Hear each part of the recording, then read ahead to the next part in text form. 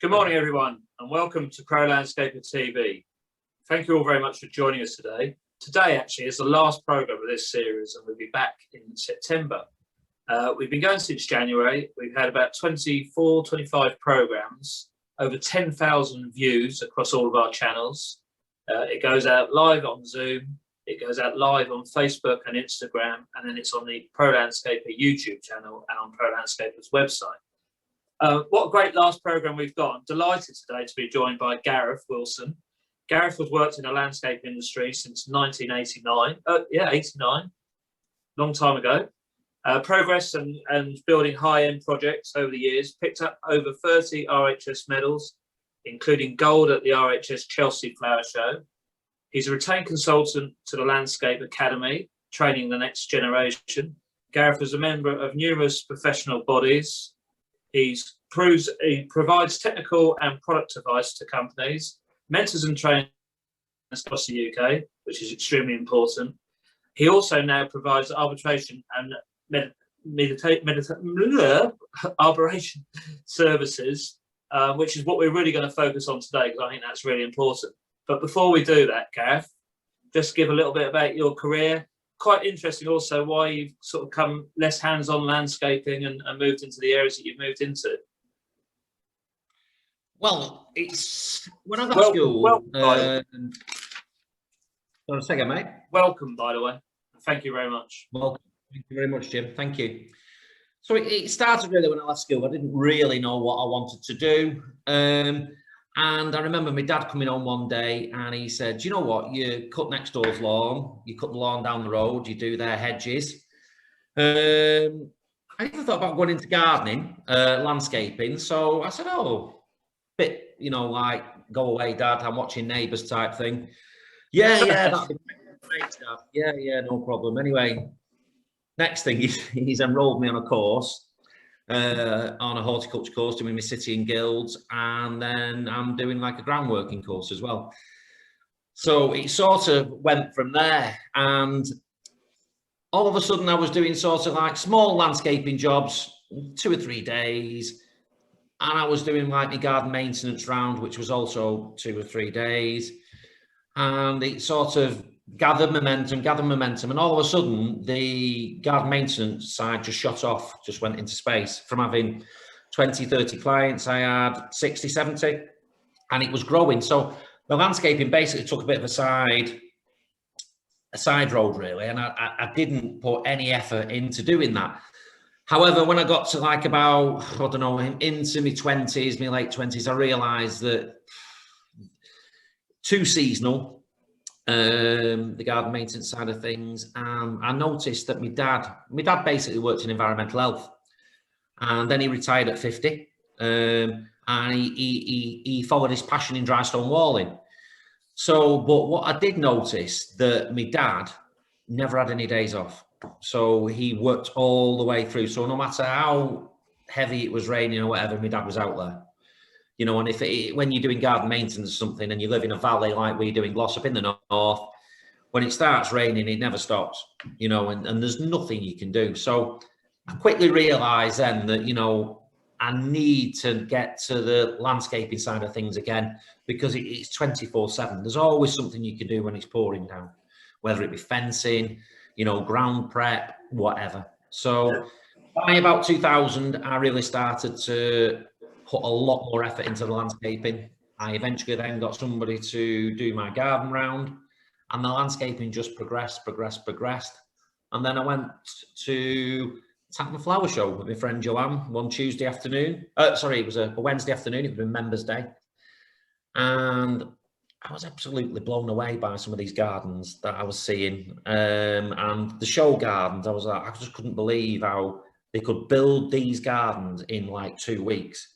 Yeah. So I'm speaking to all the designers and the landscapers that are there, and I'm like, this is done in 2 weeks.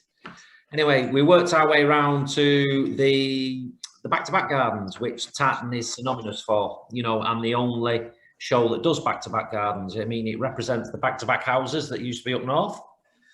So I thought, you know what, I could probably do one of these. So I thought, you know what, I'm going to see if we can get a design together and if we can build a back-to-back garden anyway. So I brought a designer in who could work with me, and after loads of stress and loads of mither, we got Silver Guild. We got a best in show at Tatton on our first attempt. And then, perhaps being the person I am, a bit of a greedy boy, I suppose, I wanted a gold, because as great a medal as Silver Guild as, it's still not gold, is it? So I then got a team together then, and we got a gold medal and best in show. It sort of went on from there, really, because I thought that would be, because it cost an absolute fortune, and my wife still doesn't know how much it cost. So despite all the sponsorship, but it's like 40 grand, you know. So secrets out the bag now, I suppose. But then it's sort of like perennial.org got hold of us then and said, would you build our show garden for Paul Harvey Brooks? He's designed it. So we said, yeah, we've definitely built for that. We won the tender. And then Paul basically said, look, I'm really impressed with what you do. Would you like to quote for jobs that I'm doing in the future? Show gardens, etc. So we said, yeah, definitely. Anyway, then we got on with Paul for the next few years. And we went from strength to strength, and we worked with lots of other designers, and just went on a massive roller coaster from there. But so our show gardens, the day jobs, were all still around your own area, were they? And working for designers up until 2015, they were all in our area, yeah. And then 2016 came, and 2015 we did Malvern as well. 2016 then we hit Hampton Court and wondered what had hit us, you know, after we got to the big smoke. We realised quickly that if you were going to Travis Perkins, that was only a couple of miles away, it could take you an hour there and an hour back.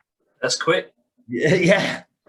Yeah, and just lots of things. You know, it was a bit of a steep learning curve, but like the first show garden we did at Hampton Court was incredibly hard for reasons I won't go into, but it was incredibly hard for one reason and another. But we ended up getting gold. You know, lots of people pitched in to help. Andrew Fisher-Tomlin for one, Lewis Norman, who you know, of course, as well. Yeah. And Andrew McIndoe, Pip Bensley, all pitched in, and like I say, it was a garden for the Dogs Trust. Right. We got a gold medal. So we were absolutely over the moon, because that was our third gold medal by then as well. Yeah. But yeah, and then we we were at Hampton Court again. The year after, then we were at Chatsworth. We built the second biggest show garden in RHS history at Chatsworth. It was absolutely enormous. It was over 500 square metres.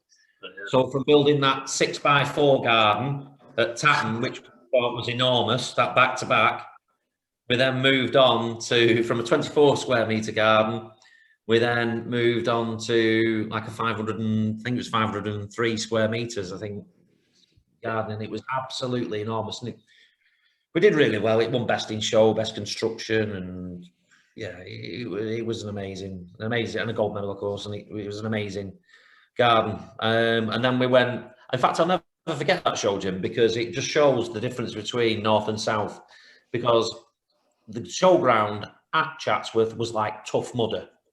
So even tractors were getting stuck at Chatsworth. It had rained that much. It was horrific. The build was horrific. It never stopped raining. And we went down south. As soon as Chatsworth finished, we went straight to Hampton Court, and there was no grass. It was just burnt. And I'll never forget driving back home 2 weeks later. We're all in convoy. Mitchell's at the front, Adam's in the middle, and me and Tom are at the back. And Mitchell says, it's raining up here. And I went, Mitchell, pull the other one, mate. He went, wait till you get to Ashbourne and look towards Buxton. And sure enough, we got towards absolutely pouring down. So, yeah, fun and games. We went to Chelsea after that, and, you know, all fun and games. So you quite enjoy the camaraderie of all the other landscapers in that sort of show garden environment, the pressure and getting things done on time? Mate, we have met so many amazing landscapers who were on an Impro landscaper regularly. Yeah. You know, from Mark Gregory, Ed Burnham, you know, some absolutely great people. You know, David Dodd, you know, just genuinely nice people. Jake as well. from landscape consultants, you know, just really, really good people. And dare I say Ross as well, Ross Conquest. Throw him in at the end, where he belongs. But your best mate. But yeah, we've met some amazing people on site, and we've learned a heck of a lot as well. Yeah. You never go to a flower show without learning something. That's good. the truth. And how your sort of personality get on with the designers and the sort of prickly situations and. Can we avoid this one? Well, I used to be a ginger, but now I'm mainly grey. But getting on with designers can be difficult at the best of times, can't it? As we know. But at the end of the day, the designers, you know, this is their vision that you're building at the flower shows, and it's got to be spot on. So yeah, there have been some hairy moments with designers and what have you. But at the end of the day, the results are, you know, 9 times out of 10 has always been right. So, but like I say, you're building their vision, so it's got to be how they want it, and they're investing all their time, money, and everything else. Because you know, nobody turns up to a flower show and wants, well, if we get a bronze, well, you know, it'll be all right. There's no such thing as going, as my dad would say, nobody ever remembers who came second. So everybody's there to win, aren't they? How did you feel when you first knew you got your first gold? Well, I don't remember being sober any time in the next week after that. The elation and the feeling, not just for me, but for the whole team, was just amazing. We were on you couldn't scrape us down from the clouds. We were that happy, and all our friends were just so supportive. Where we live in Glossop, the local newspapers, things like that. Just everybody was just, you know, really pleased for us, and it just shows the community spirit. Yeah. When you do well, people actually do want you to do well. You know, it was a lovely feeling, and like I say, there was a lot of champagne and pins. And did it change the more you got, or did you always get that adulation to start with? You can't beat the first one, the first gold. Yeah.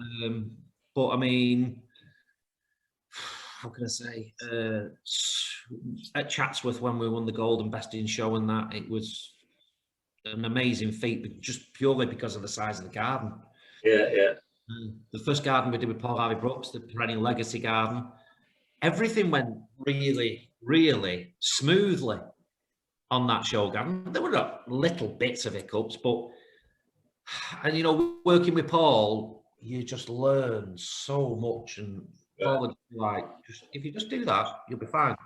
So of course you listen to his greater experience, you do it, and you're thinking, and I'm not going to, it's at the back of your head, you're thinking, I can't see this working. I mean, you get your head in your hands, and anyway, next thing you know, it works absolutely perfectly, and you're like, wow. I mean, Paul taught us how to age the wood. So we had a garden shed basically, and Paul said if you get some white wine vinegar and if you get some steel wool, leave it in a container for a week, and then just paint it on the wood. It'll dehydrate the wood, and it'll look like 30, 40 years old. Yeah. Right, really? Okay, go with his judgment. You know, just judging everything. So anyway, we did it. Straight away, it just over like an hour or two, it just dehydrated the wood, and it was perfect. It just looked like it had been there like 30 years. It was unbelievable. And what about your business outside of show gardens then? How is that developing and growing, and the type of contracts you're working on? Well, I don't know whether you know this, but basically, over the last few years, I've had it a long time actually. I'd had my business since I was like 1989, and I developed these sleeping disorders, and I was waking up more tired than I was going to bed, and I'll tell you the truth, it caused depression on and off.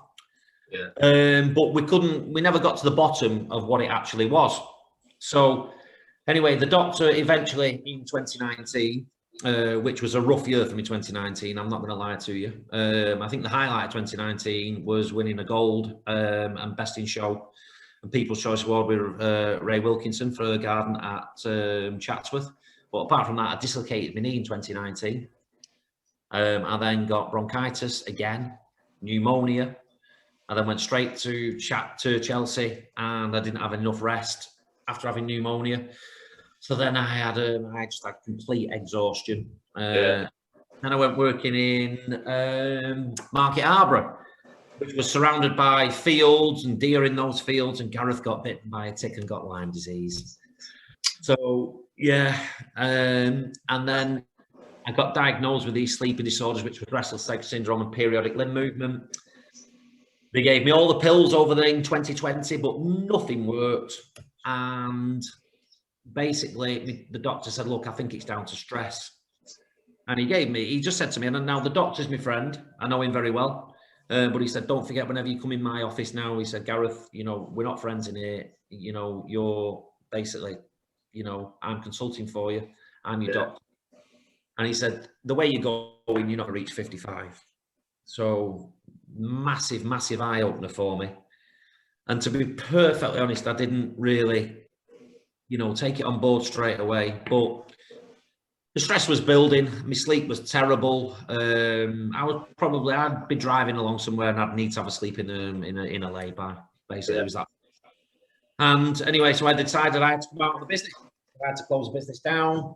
And then Richard Bickler says to me, why don't you become an expert witness and speak to Alan Sargent? So I was like, and to be honest with you, I never even questioned it, because Richard just told me to do it, and that's how bad my head was at the time. And I just run down Sargent, and I said, oh yeah, join the PGCA, Gareth. Join the PGCA, and I'll mentor you. And that's what happened. And then I was very fortunate then that Mark asked me to come and work at the Landscape Academy, which I actually love working there. So those two things. I forgot to say the most important thing you do, of course, is write the Pro Landscaper column each month. Absolutely. But so how does that expert witnessing work? When do you get called? Who calls you? How does it get involved? Well, there's several ways it works, and the first one is if we get through the PGCA website. So Professional Garden Consultants Association has their website, and they have all their expert witnesses on there.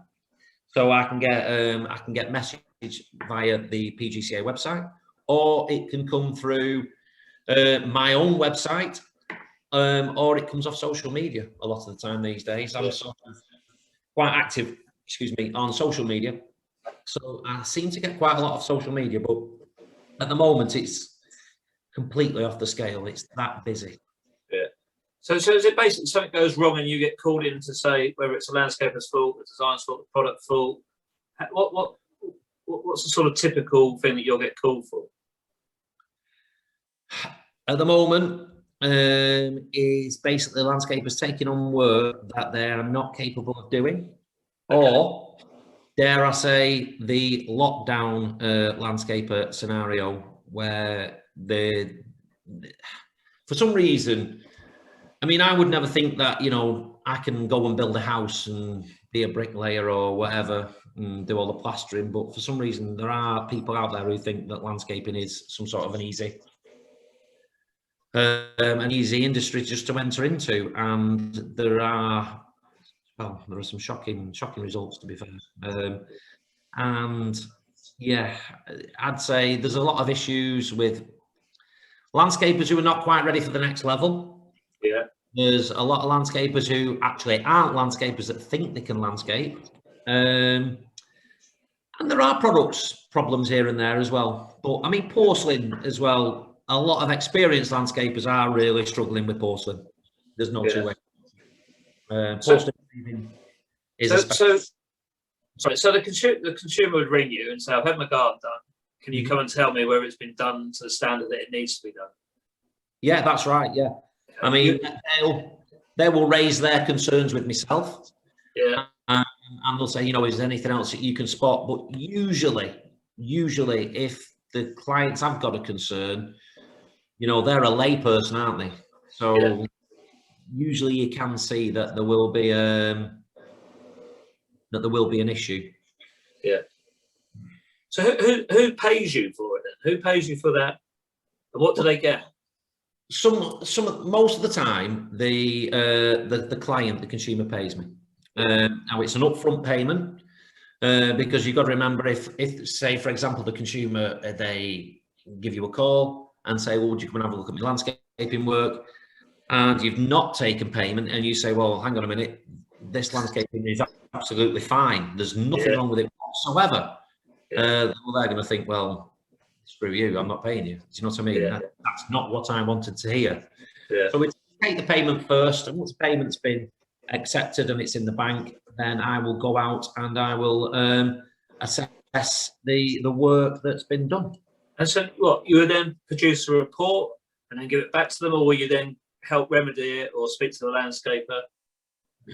What I'll usually do is we'll arrange a date, I'll go on site, and once I get on site, I'll ask the client if they could just take me to, say if it's the back garden, just if you could just lead me to the back garden, and thank you very much, I'll say to the client, but if I will give you a knock on the door if I require you, but if you could just lead me to it, and I'll let you know when I've finished. And then basically what I'll do is then I'll produce what we call if it's going to court, it'll be a Civil Procedure Rules Part 35 report, which is a court compliant report. Now, I'll get asked for a statement of opinion, where I'll get asked to come in by, say, the landscaper will say, look, I've done this work. Could we go like halves on the fees? So it's like they're basically splitting my costs. Could you just give a statement of opinion on my work? So I'll give an opinion on the work that's been carried out, basically. So it's basically called a joint commission, that one. But you can have joint commissions as well with a CPR report as well. And then if they then go to court, how much is taken into consideration in your report and what you say?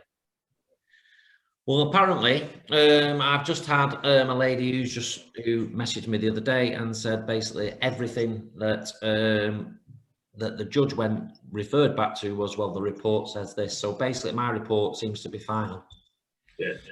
Yeah. And would you speak to the landscaper in the process, or would you have no dealings with them? Well, it depends if it's a joint commission or not. If it's a joint commission, then I would, he can be invited to come along, and I could ask questions. That would be the extent of, the input. Because of course, I've got to stay impartial. I don't want anybody to try and sway me either way. However, I would recommend that, once the CPR report has been done, that the landscaper is informed, because once I've done my report, it's done, and that's it. There's no going back. What I find is what I find, and like I say, I'm totally independent of what I find. But I think that the landscaper is probably due to have a look at the report, and because if it goes to litigation, I mean, it's a no-brainer, isn't it? You're talking big money. I mean, I've just done a mediation course, and mediation-wise, I'm going to encourage people that in their contracts now, it might be in the next Pro Landscaper article, that everybody should have in the contract that it should go to mediation before it goes to litigation, because 80% of mediation claims can be sorted out in mediation, basically. So, but if it goes to litigation, the money is just, you're going, £5,000-10,000 at small claims. And so, what's a typical fault then, other than maybe the landscape on paper? What's technically is wrong with a lot of the gardens you go and visit? Standards, mate. Standards. I could show you some pictures which are horrific, and I think you've seen some of them on LinkedIn, but yeah, standards. I mean, fall rates on PTOs, there was a thread on Facebook the other day, and it was, what should the fall rate be for porcelain? So I said, well, basically you need to go to the manufacturer's specification first. And if they say a 1 in 70 fall, you're late to a 1 in 70 fall. If there's no manufacturer's specification, and it's a 1 in 60 fall, British standard, you know, because Phil at the APL has had a big, you know, getting all the major companies around to agree all this. Yeah. So, but, oh, no, it's too steep that fall, too steep. I'm not laying it at that fall. And you're just thinking, well, you know, if we get called to that, to your job and you haven't got the correct fall, and the client's thinking, the Portugal holds water, you know, because of surface tension and, you know, the slip rating. So that those two combined, it holds even more water, hence why you need a 1 in 60 fall. And if that freezes in winter and somebody slips on it, then, you know, you're looking for trouble. But quite a few landscapers were adamant, experienced landscapers as well, I might add, were adamant that they would not be laying at a 1 in 60 fall. Yeah. That was a little bit worrying. Yeah. Do you know how much they've paid for that? Or do you know the quality of the landscaper that's done it before you go onto the project? Usually I get some pictures, and if I get the company name, I'll look up pictures that they've got on social media, and that'll sort of give me a little bit of a guide as to how competent they are as a landscaper, shall we say. Yeah. And what about what they've paid to have the garden done? So if it's like a professional landscaper that's charging you 50, 60 grand, or it's maybe not such a professional charging 20 grand, do you take that into account, or a bad job's a bad job?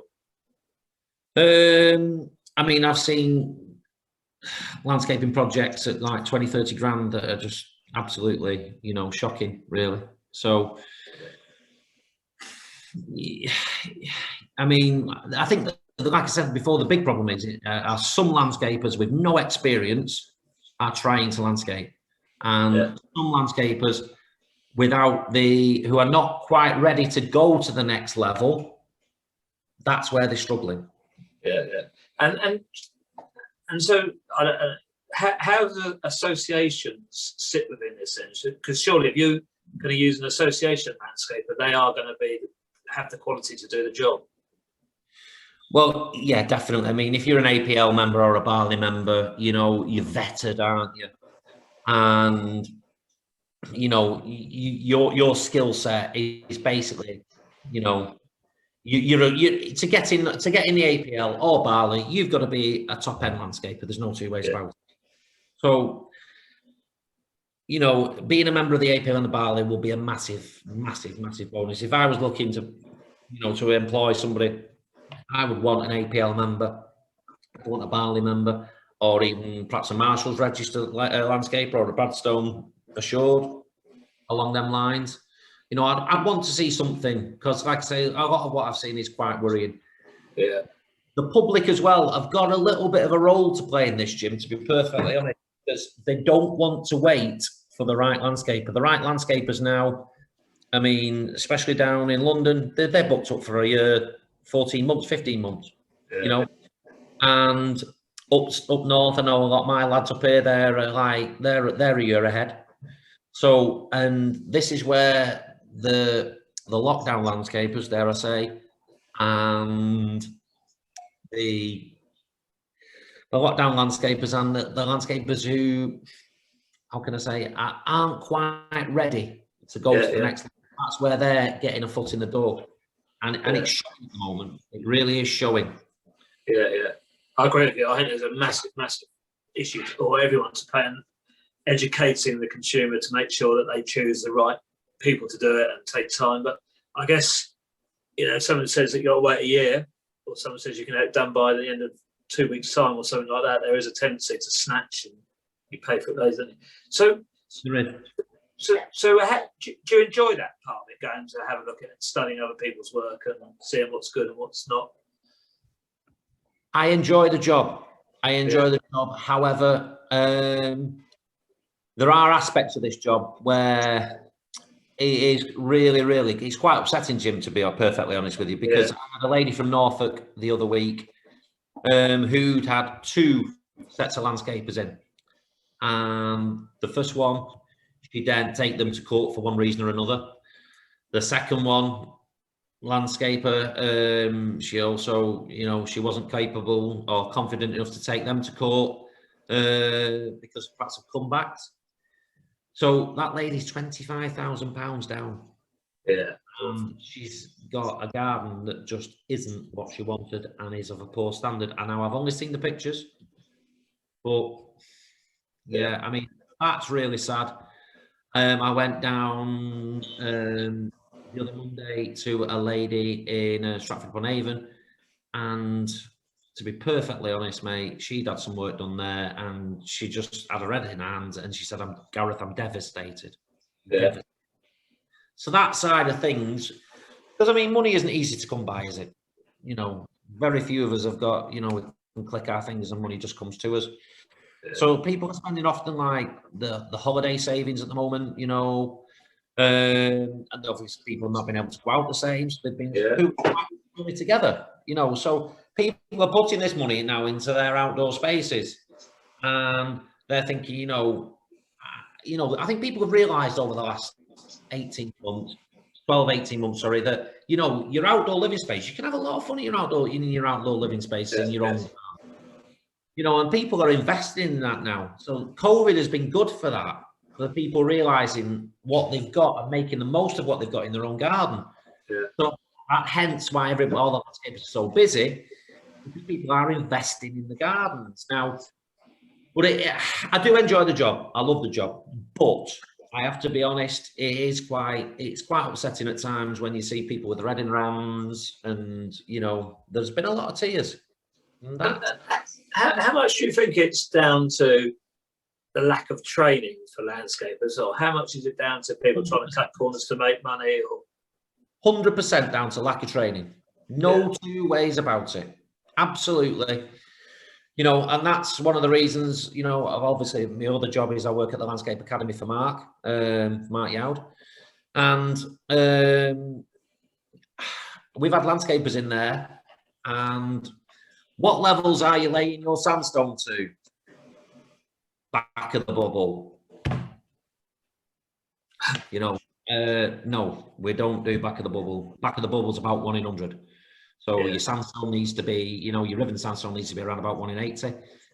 Smooth sandstone, about 1 in 70. Your porcelain about 1 in 60. So it massively down to training, mate. Massively.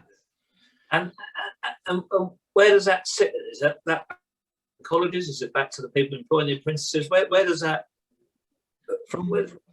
Perhaps this might be a little bit controversial. I don't know, but anyway, a lot of colleges seem to be a little bit behind with these type of things, and dare I mention the academy again, the Landscape Academy. We're training now for everybody to be as up to date as possible. Yeah. So, especially with porcelain paving, you've got to understand the product. You've got to understand that it's a flat product. It's going to hold water. Why it holds water. Why in the curing, you know, when in the cooling down process, it's got to be a really slow process.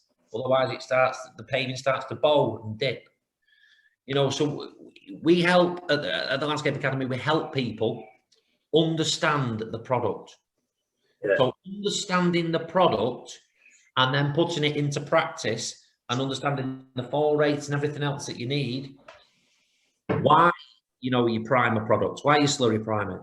You know, pushing the backs off the paving to get rid of the releasing agent. Otherwise, the primer might not stick. Just loads of little things like that can help a landscaper get to the next level. But it's all about understanding the product as well, Jim. Yeah, and I guess that's one of the issues now, because there is an array of products. Every year, new products are being launched and advertised on it. So how does one keep up to date with knowing what is going on? And what's the right way of doing it? Well, I might be blowing a bit of hot air up your way, Jim, but I mean, pro landscaper is pretty much on the ball with new products, isn't it, Jim? Yeah. You know, you try and keep up to date with everything, don't you, to be fair? Yeah. And then you've got the APL and you've got Barley, who are always going to be updating, you know, especially their members on everything. Yeah. That's why it's great to be a member of a body, because you're always, you know, a governing body, because you're always going to be kept up to date with the latest products, you know, that are going to help you as a landscaper and give, Your job's more longevity, better products. You know, I mean, for instance, like when I was landscaping, a big one, I would always use SBR and cement to scurry prime the backs. Now, I've used some of the ready-made slurry primers now by some of the big companies, and the difference is just phenomenal. You know, when they've bonded, you can understand why they're giving like lifetime guarantees with with patios, because you're ripping out the bed up. You're ripping the bed up with it, and half the MOT sub base underneath. The polymers in these proper slurry primers that are designed to bond paving. Because I mean, at the end of the day, SBR does a job, okay, no doubts about that, but it's not specifically designed to bond paving. The pre-made products that are designed to bond paving with the right polymers in are just the next level, you know. Yeah. Just there's a couple of questions, Gareth. One was on, going back to the expert witness. Yes. What percentage of those sort of gardens would be professionally designed, or would it have been a landscaper building design? And well, is there a difference? There is, yeah. I mean, I hate to say it, but there's a lot of back of a fag packet commissions I get, where there's some cash payments. There's not a proper quote. There's no CDM file. Retaining walls that have got no structural engineers reports on them. And they just, the clients are basically, they've got, say, right, we'll lay you a lawn, we'll do you a deck, we'll do you some paving, 10 grand. And that's all they've got. That is all they've got. I have got one this week on Thursday, tomorrow actually, Wednesday, where it's been designed, but yeah, there's a big problems on that one. But I think even the garden designer on this one said that she was out of her depth. So, but mainly it's back of the fag packet stuff. Would you also get involved in designer and landscaper? Sorry, mate. Would you also get involved in disputes between designer and landscaper, so it's not laid quite as a designer wants to? Yeah, I would happily mediate there as well. I haven't done as of yet. But yeah, I mean, a lot of things are a breakdown in communication. Yeah. And if we go back to what we were saying before about designers can be a little bit shirty, shall we say, we are building their dreams at the end of the day. Yeah. So they've got this vision and we need to recreate that vision. So whereas on one hand, you've got the designers who can be, difficult, shall we say, that's being polite, isn't it? And the landscapers have also got to realise that, but there is a happy medium as well that's got to be made a little bit. And I always find that whenever there's a breakdown in relations, communication. Yeah. Mark at Urban's done a great job in terms of his training in his college up there. I know you're heavily involved in it. Why do you think they're springing up there? Do you think that again is because there is nowhere else for people to go and learn additional stuff or train stuff, or is that more because the people coming out of colleges aren't quite to the level they should be? I don't think they are coming out. I don't think they are coming out of colleges at the level they should be. I think the courses are a little are aged. They've not moved with the times. Like I said, I'll say it out loud. I'm not bothered. I think they're aged, they're dated. Mark is definitely, he'll be designing courses as we speak now. And Mark wants to move with the times. He doesn't want to be stuck in the past. And Mark realised very, very, very quickly that, he wanted to, there was nowhere to train his lads, really. And he developed the Landscape Academy to basically to train his own lads. And then there were other people saying, well, could we send some of our lads up here? Would you mind if we sent our lads? Would you train them as well? So then Mark picked up on that and realised what a good opportunity it was to raise the standard of landscaping. Yeah. Because, like I say, we get such amazing feedback from everybody, and even, experienced landscapers are saying, "Wow, You know, that's good. we did not know that. What's your involvement there then? So is it you're running some courses, or you're? Well, basically, I'm the head trainer there. So on all the courses, I'm you know, the head of the training there. Obviously, I work for Mark and Holly, and yeah, I'm the head trainer there, and I'll run the courses from start to finish, whether it be the sandstone, the porcelain, the site surveys, the block paving courses, stuff like that. So I'll just run them start to finish. And are you involved in any soft landscaping in terms of like courses or designs? Or the soft landscaping courses are definitely Lynn as well, who's Mark's right-hand lady at the academy. They are designing courses for soft landscaping as we speak. Of course, Mark's got Paul Willivoy's involved with the water feature courses as well.